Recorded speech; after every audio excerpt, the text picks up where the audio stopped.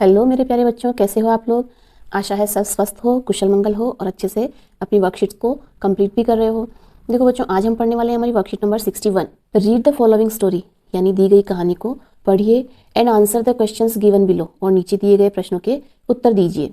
तो चलिए इस स्टोरी को हम पढ़ते हैं। Reena and Rajesh live in Rajasthan, यानी रीना और राजेश राजस्थान में रहते हैं। Their house is very beautiful, उनका घर बहुत ही सुंदर है। एंड हैव ग्रीन ट्रीज, और उनके हरे पेड़ भी हैं। Birds live on the trees and sing songs, यानी जो बर्ड्स हैं वो पेड़ के ऊपर रहते हैं और गाने भी गाते हैं। They live with their mother and father, यानी वो अपने पापा और मम्मी के साथ में वहाँ पर रहते हैं। Reena and Rajesh help there mother and father, यानी रीना और राजेश जो हैं वो अपने पापा और मम्मी की हेल्प करते हैं, मदद करते हैं। They drink milk every day, यानी वो रोज़ाना दूध पीते हैं। And play with their friends, और अपने दोस्तों के साथ में, उनके दोस्तों के साथ में वो खेलते भी हैं। All of them eat food together, और वो सभी साथ में खाना खाते हैं। राजेश हेल्प्स हिज मदर, यानी वह अपनी मम्मी की सहायता करता है। कौन? राजेश। टू ड्राई क्लॉथ्स, यानी कपड़े सुखाने में उनकी मदद करता है। All of them live happily, और वो सभी जो है राजी खुशी उनके घर में रह रहे हैं। तो ये कंप्लीट होती है हमारी स्टोरी। और तो चलिए इन क्वेश्चंस के आंसर देते हैं। पहले क्वेश्चन पढ़ लें। Where does Reena and Rajesh live, यानी रीना और राजेश कहाँ पर रहते हैं। तो Reena and Rajesh live in Rajasthan, वो राजस्थान में रहते हैं। Who live on the trees, यानी पेड़ों के ऊपर कौन रहता है। तो birds live on the trees, यानी बर्ड्स जो है वो पेड़ों के ऊपर रहते हैं। How many members are there in Reena's family, यानी रीना की फैमिली में कितने मेंबर्स हैं। तो देखिए, रीना, उसका भाई और उसके पापा मम्मी, तो कुल मिलाकर 4 जने हो गए। तो 4 members are in Reena's family, यानी रीना के परिवार में कुल 4 जने हैं। नेक्स्ट है राजेश हेल्प्स हिज मदर, यानी वह राजेश जो है वो अपनी मम्मी की सहायता करता है in doing house hold work, यानी घर के काम के अंदर राजेश उसकी मम्मी की सहायता करता है। हाउ डू यू हेल्प, यानी तुम कैसे सहायता करते हो। एट योर होम, तुम्हारे घर पर, यानी तुम्हारे घर पर कैसे हेल्प करते हो। Write two works that you help your parents siblings with, यानी आपको लिखना है कि आप अपने पापा मम्मी या अपने भाई बहन की सहायता किस तरह से करते हो। तो हम इसमें जो आप काम करते हो वो लिख सकते हैं। तो मैंने इसमें लिखा है I always clean my room, यानी मैं हमेशा अपना रूम साफ करता हूँ। और सेकेंड है आई वॉश माई क्लोथ्स, और मैं अपने कपड़े भी खुद धोता हूँ। तो ये कंप्लीट होती है हमारी वर्कशीट नंबर 61। अब है worksheet number 62। Right what is happening in each picture, यानी आपको बताना है, लिखना है कि ये जो पिक्चर्स दी हुई हैं उनमें क्या हो रहा है। टू कंप्लीट द स्टोरी, इस कहानी को पूरा करने के लिए। देखो फर्स्ट पिक्चर में अगर हम देखें तो एक लड़का है जिसके हाथ में एक डंडा है, और वो एक कुत्ते के साथ में छेड़खानी कर रहा है, यानी बदमाशी कर रहा है, उसको कुत्ते को डंडे की सहायता से परेशान कर रहा है। तो the boy is misbehaving with the dog, यानी ये जो लड़का है वो कुत्ते के साथ में मिसबिहेव, यानी दुर्व्यवहार कर रहा है। और तो देखो सेकंड पिक्चर में अगर हम देखें तो इस कुत्ते को बहुत ही ज़्यादा गुस्सा आ गया है और ये गेट से बाहर निकल गया, और चाहे इसके हाथ से डंडा छूट गया और एकदम ये चौंक गया है। तो द डॉग गॉट एंग्री, यानी कुत्ते को गुस्सा आ गया, एंड केम आउट, और वो बाहर आ गया है। ठीक है। उसके बाद थर्ड पिक्चर के अंदर हम देखें, ये लड़का आगे दौड़ रहा है और ये कुत्ता उसके पीछे, और उसको ये पैर में उसने काट लिया है। तो the boy tried to run, यानी बच्चा दौड़ने की कोशिश कर रहा है, बट डॉग बिट, यानी कुत्ते ने उसे काट लिया। ये लड़का देखो रो रहा है और ये कुत्ता इसको काट कर वापस जा रहा है।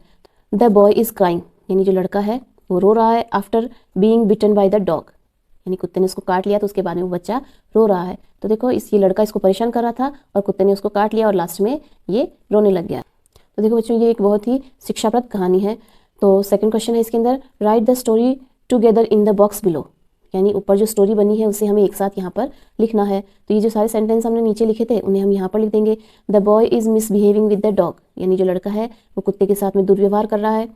द डॉग गॉट एंग्री, यानी कुत्ते को गुस्सा आ जाता है, एंड केम आउट, और बाहर आ जाता है वो। The boy tried to run, यानी बच्चा दौड़ने की कोशिश करता है वो लड़का, बट डॉग बिट, लेकिन कुत्ते ने उसे काट लिया। The boy is crying after being bitten by the dog, और जो लड़का है वो लास्ट में कुत्ते के काटने के बाद में रो रहा है। तो मोरल ऑफ द स्टोरी, यानी इस कहानी का शीर्षक है इफ़ यू डू बैड, अगर तुम गलत करते हो यू विल गेट बैड, तो तुम्हारे साथ भी गलत ही होगा। यानी लड़का उसके साथ में बदमाशी कर रहा था, उसे छेड़ रहा था, तो लास्ट में जाकर कुत्ते ने उसे काट लिया। तो इस तरह कंप्लीट होती है हमारी वर्कशीट नंबर 62। इसके बाद है हमारी वर्कशीट 63। तो चलिए इसे हम पढ़ लें अच्छे से। Rewrite the sentences using capital letters, full stop, comma and question marks. यानी हमें ये जो सेंटेंस दिए हुए हैं उन्हें वापस लिखना है। कैसे लिखने हैं? उनके साथ में कैपिटल लेटर्स कहाँ पर आएंगे, फुल स्टॉप कहाँ लगेगा, कोमा कहाँ लगेगा और क्वेश्चन मार्क्स कहाँ लगेंगे। तो चलिए शुरू करते हैं। फर्स्ट सेंटेंस है ही इज़ जंपिंग। तो देखो बच्चों, कैपिटल लेटर्स कहाँ पर आता है? एक तो जहाँ से सेंटेंस शुरू होता है, तो यहाँ पर ये ही है, इससे सेंटेंस शुरू हो रहा है, तो ये फर्स्ट लेटर इसमें कैपिटल आएगा। और उसके बाद में अगर किसी भी व्यक्ति का नाम या जगह का नाम हो तो उसमें भी कैपिटल लेटर आता है। तो यहाँ पर हम लिख देंगे ही इज़ जंपिंग, यानी इसमें हमने चेंज कर दिया। ये फर्स्ट लेटर जो है कैपिटल आ जाएगा और लास्ट में इसमें फुल स्टॉप लग जाएगा। तो इसके अलावा इसमें कोई भी चेंज हमें नहीं करना है। सेकंड है बिट्टू इज़ क्राइंग, यानी बिट्टू रो रहा है। तो बिट्टू नाम है तो इसका फर्स्ट लेटर कैपिटल आ जाएगा और ये फर्स्ट सेंटेंस का फर्स्ट वर्ड भी है, तो यहाँ पर कैपिटल में लिख देंगे और यहाँ पर लास्ट में हम फुल स्टॉप लगा देंगे। नेक्स्ट है there are books, pencils and pens in my bag, यानी मेरे बैग के अंदर बुक्स हैं, पेंसिल्स हैं और पेन है। तो यहाँ पर देखिए फर्स्ट लेटर है वो कैपिटल आएगा। उसके बाद में बुक्स, देखो जो वस्तुएं होती है उनके बीच में उनके नाम अगर आते हैं, तो देखो कई सारी अगर वस्तुएं हैं तो उनके साथ में हमें बीच में कोमा लगाना पड़ेगा। तो यहाँ पर हम लिख देंगे बुक्स, उसके बाद में कोमा, फिर पेंसिल्स और and pens in my bag और लास्ट में हमें यहाँ पर फुल स्टॉप लगाना है। इसी तरह फोर्थ है I am reading a story. तो देखो ये आई है तो आई पहले ही कैपिटल है, तो हमें हमेशा जहाँ पर भी आई आता है उसे कैपिटल ही लिखना होता है। तो I am reading a story और लास्ट में हमें फुल स्टॉप लगा देना है, यानी मैं एक कहानी पढ़ रहा हूँ। फिफ्थ है हाउ ओल्ड आर यू, यानी तुम कितने साल के हो।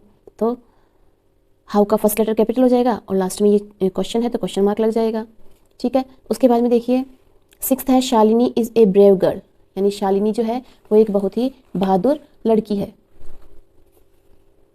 तो शालिनी नाम है और सेंटेंस का फर्स्ट वर्ड है तो ये कैपिटल आ जाएगा और लास्ट में इसमें फुल स्टॉप लग जाएगा। नेक्स्ट है द ग्रास इज़ ग्रीन, यानी जो घास है वो हरी है, तो फर्स्ट लेटर कैपिटल आएगा और लास्ट में फुल स्टॉप लग जाएगा।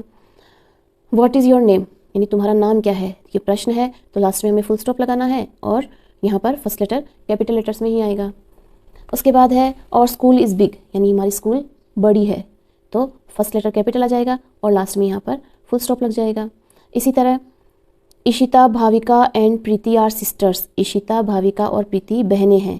तो देखिए इसमें नाम आए हैं तो उनके बीच में हमें एक तो कोमा लगाना है और नाम का जो फर्स्ट लेटर होता है वो कैपिटल होता है, तो हमें यहाँ पर लिखना है इशिता, इसका फर्स्ट लेटर कैपिटल हो जाएगा। फिर भाविका भी नाम है तो इसका भी फर्स्ट लेटर कैपिटल हो जाएगा और प्रीति, ये देखिए बच्चों ये मैंने गलत कर दिया है, यहाँ पर आएगा प्रीति, यहाँ पर कैपिटल लेटर में ही पी आएगा। और प्रीति आर सिस्टर्स, यानी वो बहनें हैं और लास्ट में हमें यहाँ पर फुल स्टॉप लगा देना है। इस तरह कंप्लीट होती है हमारी वर्कशीट नंबर 63। अब आगे हम देखते हैं worksheet number 64। Find out the odd one, यानी हमें ढूंढना है ऑड, ऑड यानी विषम, जो अलग है उसे हमें ढूंढना है। एंड अंडरलाइन द वर्ड, और उस वर्ड को अंडरलाइन करना है। तो देखिए ये फर्स्ट है, उसमें है टाइगर, वुल्फ, रैबिट और रेन। तो ये देखिए तीनों एनिमल्स नेम है, जबकि रेन यानी होता है बारिश, तो ये अलग हो गया तो इसको हम अंडरलाइन कर देंगे। ब्लैक, ब्राउन, बियर और ब्लू, देखो बच्चों इसमें तीन तो है कलर्स और यह है एक जानवर का नाम, तो ये अलग है तो इसे हम अंडरलाइन करेंगे। फिश, स्टोन, बर्ड और चाइल्ड। तो देखिए बच्चों ये जो तीन है, 1 2 3, ये तो है जीव, यानी इनमें जीवन होता है, लेकिन स्टोन जो है वो निर्जीव होता है, तो स्टोन यानी पत्थर, तो उसे हम अंडरलाइन कर देंगे। स्विम, जंप, वॉक और टेबल, तो ये देखिए ये तीनों है वर्ब्स। स्विम यानी तैरना, जंप यानी कूदना, वॉक यानी चलना और टेबल यानी टेबल होता है, तो ये अलग हो गया तो इसे अंडरलाइन कर देंगे। फिर है जनवरी, फरवरी, संडे, मार्च, तो ये देखो ये तीनों है महीनों के नाम और ये है डे ऑफ वीक। ठीक है, तो इसको हम अंडरलाइन कर देंगे। पपाया, मैंगो, बनाना, डॉग, तो ये तीनों है फ्रूट्स और ये है एनिमल, तो इसे हम अंडरलाइन करेंगे। रेड, येलो, ग्रीन, स्वीट, ये तीनों कलर्स नेम है और स्वीट यानी मीठा, तो इसे हम अंडरलाइन कर देंगे। बैट, बॉल, ग्रास, लूडो, तो देखो बच्चों ये सब है खेलने की चीज़ें, बैट, बॉल और लूडो, और ग्रास यानी होता है घास, तो ये हो गया अलग, तो इसे हम अंडरलाइन कर देंगे। फिर है बेडरूम, किचन, बाथरूम, लैपटॉप, तो ये देखिए अपने घर के जो कमरे होते हैं ये सभी वो हैं और ये है लैपटॉप, तो ये अलग हो गया तो इसे हम अंडरलाइन कर देंगे। इसके बाद है एप्पल, गवावा, पोटैटो, बनाना, तो ये देखिए ये तीनों फ्रूट्स हैं, एप्पल यानी सेब, गवावा यानी अमरूद और बनाना यानी केला, और यहाँ पर पोटैटो यानी आलू जो अलग हो गया तो इसे हम अंडरलाइन कर देंगे। टाइगर, लॉयन, ट्री, वोल्फ, तो ये देखिए तीनों जानवरों के नाम है, जबकि ट्री यानी पेड़ होता है, तो इस तरह कंप्लीट होती है हमारी वर्कशीट नंबर 64। अब हम आगे पढ़ेंगे वर्कशीट नंबर 65। वर्कशीट नंबर 65 में हमें एक बड़ी सी स्टोरी दी गई है, तो इसे हमें पहले पढ़ना है और उसको समझना है, यानी हमें रीडिंग आनी चाहिए और इसका मीनिंग भी हमें आना चाहिए। तो चलिए इसे स्टार्ट करते हैं पढ़ना। रीड द पैसेज, यानी ये पैसेज दिया गया है बिलो बिलो यानी नीचे, and answer the following questions, और क्वेश्चंस के आंसर भी हमें देने हैं। वंस अपॉन ए टाइम, यानी एक बार की बात है, a cap seller was crossing the jungle. Cap seller यानी टोपी बेचने वाला क्रॉस कर रहा था जंगल को, ठीक है। He was tired so he set under a tree, यानी वह थक गया तो वह एक पेड़ के नीचे बैठ गया। ही फेल एस्लीप, यानी उसे नींद आ गई, वो सो गया। व्हेन ही वॉक अप, जब वो उठा, he saw that the monkeys of the jungle were wearing his caps, यानी जब वो उठा तो उसने देखा कि वहाँ पर जो बंदर थे उन्होंने उसकी सारी टोपियाँ ओढ़ ली हैं या लगा ली है। All his caps were gone, यानी उसकी सारी टोपियाँ जो चली गई, बंदरों ने ले ली। Cap seller shook his fist to monkeys in anger, यानी जो कैप सेलर था उसने गुस्से में आकर अपनी मुट्ठी, फिस्ट यानी होता है मुट्ठी, अपनी मुट्ठी ऊपर की। तो the monkeys shook their fist in response, तो बंदरों ने भी उसका रेस्पॉन्स दिया, यानी उसका जवाब दिया, और उन्होंने भी उनकी जो मुट्ठी थी उसको वैसे ही शूक किया जैसा उसने किया था। Then the cap seller threw a stone, तब उस कैप सेलर ने एक पत्थर फेंका, स्टोन यानी पत्थर, एट द मंकीज, बंदरों की तरफ। इन रेस्पॉन्स, और उसके जवाब में monkeys threw some mangoes back at the cap seller, तो जो बंदर थे उन्होंने भी वो सेब फेंके, किसकी तरफ, कैप सेलर की तरफ। The cap seller realised that they were copying him, तो जो कैप सेलर था उससे महसूस हो गया कि भाई जो बंदर है वो उसकी कॉपी कर रहे हैं, यानी उसकी नकल उतार रहे हैं। तो the cap seller devised a trick, तो जो कैप सेलर था उसे एक ट्रिक सूझी, यानी एक तरकीब सूझी। He threw his cap on the ground, तो फिर जो कैप सेलर था उसने क्या किया, उसकी जो कैप थी उसको उसने ग्राउंड में फेंक दिया, यानी वहाँ जो मैदान था उसके ऊपर फेंक दिया। इन रेस्पॉन्स, तो बंदरों ने जवाब में the monkeys also through the cap on the ground, यानी जो बंदर थे उन्होंने भी उनकी जो कैप थी उनके पास में उसको ग्राउंड के अंदर फेंक दिया। The cap seller collected all his caps, तो फिर जो कैप सेलर था उसने उसकी सारी जो कैप्स थी उनको कलेक्ट कर लिया। And went back home happily, और फिर वो खुशी खुशी घर पर चला गया। तो इस तरह कंप्लीट होती है हमारी ये कहानी, और इसके आगे है इसके क्वेश्चंस।